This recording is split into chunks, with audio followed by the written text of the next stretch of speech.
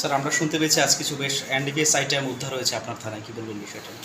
আজকে আমাদের কাছে ইনফরমেশন ছিল বিভিন্ন লেদ্রাবাড়ি, কালীখলা, বিভিন্ন জায়গাতে রাবার বাগান এবং বিভিন্ন বাড়িতে এনডিপিএস আর্টিকেল স্টোর আছে। অ্যাকর্ডিংলি আমরা এসটিএফ থানা আর অন্যান্য ব্রাঞ্চ, আমাদের যে ব্রাঞ্চগুলো মিলে রেড করি লেদ্রাবাড়ি এবং কালীখলা, নর্থ উত্তর কালীখলা এরিয়াতে।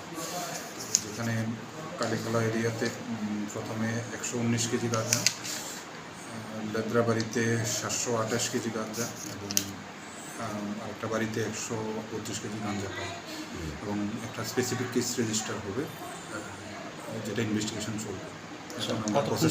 অভিযান চলছিল আপনাদের? আজকে সকাল 10টা থেকে আমাদের এই অভিযান চলছে, বিকাল 4টা পর্যন্ত। কতজন জওয়ান ছিল? এসটিএফের ছিল 30 জনের মতো, আমাদের থানার বাকি সময় মোটামুটি 50 জনের মতো ছিল। আগামী দিনে কী বার্তা থাকবে স্যার নেশা বিরোধী অভিযানে? আমাদের এই অভিযান কন্টিনিউ থাকবে আগামী যতদিন পর্যন্ত আমি আছি এখানে, এতদিন পর্যন্ত এখানে কন্টিনিউ থাকবে।